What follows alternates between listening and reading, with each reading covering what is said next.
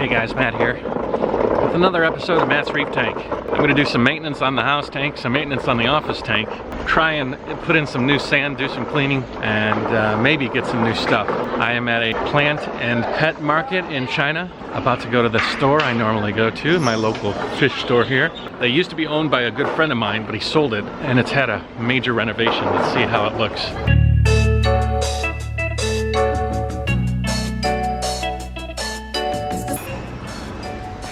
Hi, how are you?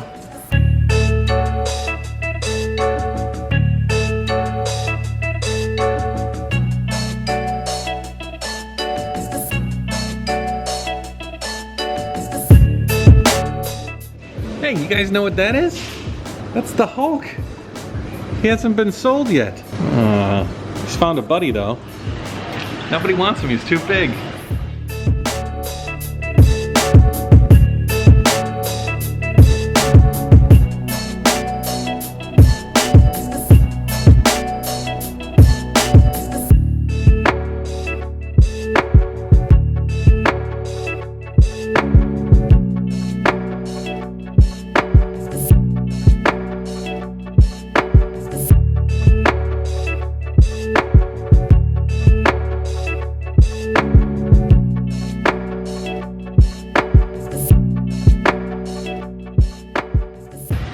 Okay, the laser did not work very well, but maybe the copper banded butterfly will. Can't believe they had one here. Doesn't look too unhealthy either. I'll put it in the quarantine tank. We'll see what happens. I'm not really gonna get anything else. I got 2 thermometers because the one in both tanks is broken. Then I got a bunch of sand and then that coral banded shrimp. That'll be it for today. Okay, very cool. This is my first time actually finding exactly what I'm looking for. I showed the store, I'm like, could you order one of these for me? It's a copper banded. And she's like, it's right over here. So I will take that to the house, set up the quarantine tank. I also have that bag of sand. That's gonna go in the office tank because I've been removing a lot of that algae, and I'll do that. But first, I'm gonna set up the quarantine tank, then I'm gonna go to the office and work on the office tank. Pretty cool. So I will see you later at the house. All right, I'm back at the house and I'm looking at the house tank. A few days ago, I have a rose-colored anemone. It's like a rose-colored rock anemone. They're actually brothers. Here's one.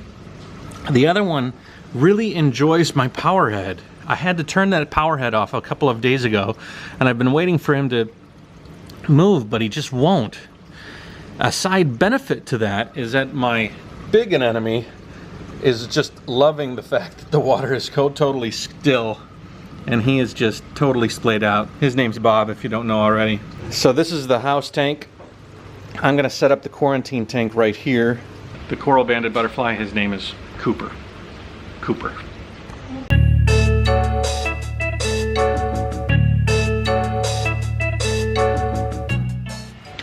So my little nano tank has a little protein skimmer, a filter block with some foam, less dense foam, and some carbon in between, I believe.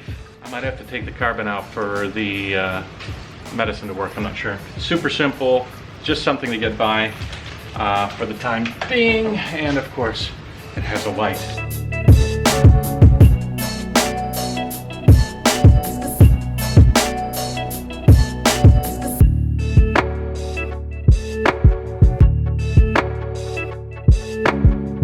Okay, the tank is up to temperature. The salinity is good. There's still a few dissolved salts in there. But I'm gonna put the copper banded bag in, let it temperature regulate, and then I think we should be good to go. As far as the medicine goes, it's at the office. I have an internal parasite medication, and then here I bought this, Cupramine. I read a lot about it, that it was really good, but I forgot to check whether it's internal or external. And this very plainly states in the description that it's an external parasite blocker, and that it doesn't work with other sort of parasite medications.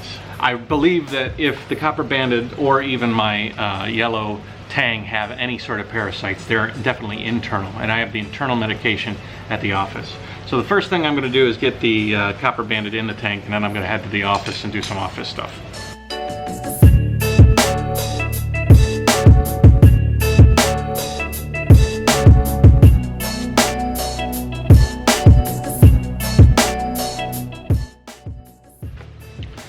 Okay, so Cooper, the copper-banded butterfly fish, is now in the quarantine tank. Doesn't seem to be hyperventilating or behaving erratically, which is good. I can't quarantine anybody until I get the medicine, so I'm gonna leave now, go to the office, take a look at the office tank, get the medicine, bring it back, and then finish this off. All right, back to the office. I just realized that I forgot to get any algae at the local fish shop. That was really the purpose of going there, and I totally forgot. So, you guys told me that one, the type of algae that I have goes into reproduction if it gets too crowded, and that I should always keep it kind of trimmed. It's a good thing you guys told me that, because it is getting really crowded in there, and it probably is going to do a major die-off soon. So what I'm going to do, I'm going to remove half of the algae that's in the refugium and then give it opportunity to grow. It was an interesting thing that they were talking about. This plant filters overabundant nutrients that are in the water column and then produces more of this algae, and it grows and grows and grows. And then if it dies, all that nutrient actually goes back into the water.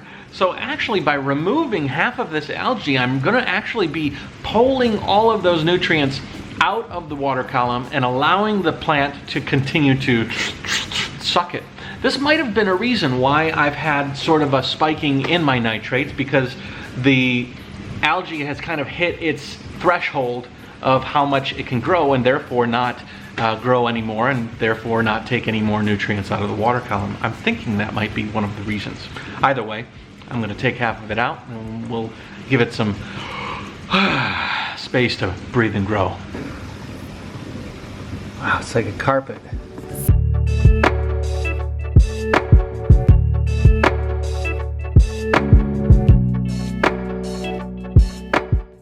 How's this for a carpet? I'm wondering if I should just leave this very, very limited amount of algae in the tank to grow and consume, or if I should put some more in. Actually, you know what? I remember I did have another variety of algae in here. It just got overtaken. Yeah, you see? This algae here is a separate variety. I remember I put it in a long, long time ago amongst all this other stuff. I'm surprised it hasn't been totally crowded out. Either way, maybe that's enough algae to restart a refuge. Who knows, maybe by actually removing all of that, I'm giving a whole new clean slate to really suck a bunch of nuisance proteins out of the system again. Anybody want any salad? What dressing do you like? Seafood salad. Okay, I just did a retest on pH, ammonia, and nitrates. pH is purple, about an 8.4. Not so bad right now. The ammonia is looking good. I would say it's probably just ticking above 0. The problem though, that's nitrates.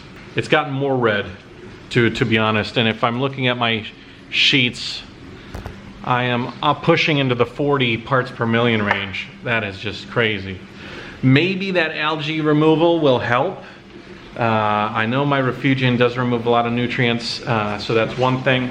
I have some more sand here that I got that I'm gonna put into the tank. I have some new filter foam. I'm just gonna cut some new sheets and insert them into the sump area. I'm gonna replace this black foam with that white. The problem was that you guys were talking to me about was cleaning these tubes. I really don't want to be honest. I feel like those tubes cure. I feel like they're like a bottle of wine. They get better with time, as long as they achieve some stasis of bacteria on them. I think cleaning them is probably not the best thing.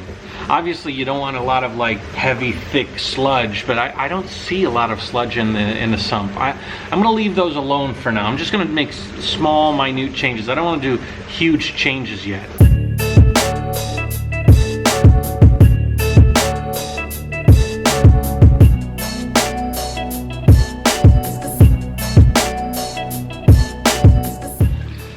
Okay, the other thing that I'm gonna do is I'm gonna take the power heads here and see if I can crank them up a little bit. The commenter was saying that the flow rate should be increased to help remove buildup in between the rockscape. They also recommended that I remove some rock, but I really do enjoy all of your pieces of advice, but I believe the more live rock that is in your tank, the more surface area you have to do filtration. I'm that school of thought. You might be different. There's some people that really like the glass bottom tanks. I don't necessarily subscribe to that. But I will take your advice to increase flow rate. And I'm gonna do that right now. All right, I cranked everything up a couple of notches. I can see my leather flowing a little bit more than it once was. See, my big problem is with the sand. It comes in this corner and then it develops like a little spin and it ends up just pulling the sand right out of this corner. I'll have to see tomorrow if it's any worse. Oh, and that is my other plate that I have. You guys are killing me with that comment from last week about the other orange plate coral that I had in the tank. You said I really did the wrong thing by removing them because normally before they die, if they're stressed or whatever, they end up spawning and creating a bunch of copies of themselves. Too bad. Well, I'll learn my lesson. If I do find that one of my plates is going by the wayside, I will not remove him in the future. I wish I would have known that before. Okay, I've added a whole layer of sand. Filled in a lot of the sand that I pulled out as I was doing water changes, trying to remove that nuisance algae. I'm hoping that the increased sand bed will merge with the original and all the good stuff will inhabit the new stuff. I did see some bad algae in there as well. We'll see what happens with that. But I think this was a good first step. I adjusted my flow, I put in the sand, I removed some algae, and I set up my quarantine tank at home. I couldn't find my antibiotics here, so I'm gonna have to buy some more. So I'm not gonna be able to finish my quarantine or even start my quarantine until that arrives. Either way, it's a good first step. That was Matt's reef tank for today. You saw me do some maintenance on my tank. Anyways, I'll see you later. Take it easy, bye-bye.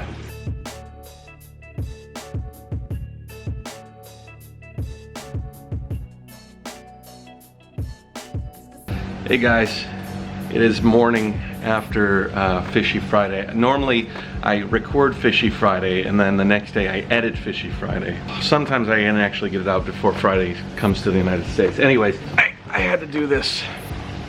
Listen, I equalized the water, the salinity was good, the temperature was good, everything seemed right. But unfortunately, Cooper's almost toast. So what did I do wrong? This series, I try and be real even when I do things wrong. Maybe I put that fish in the water too quick. Like maybe Annie says maybe I should have used tank water for this environment. But I think having it completely separate, that's the whole point to having a quarantine tank. It's a bummer. I do not like to do this, buy a fish and lose a fish. I'm also thinking it might have been the method that the store got to acquire the fish. Sometimes they use cyanide to put the fish to sleep. They're like just sick basically in the story, but when you bring them home they kind of die on you. Seemed pretty healthy yesterday. Anyways, bummer. Never got to taste my Aptasia.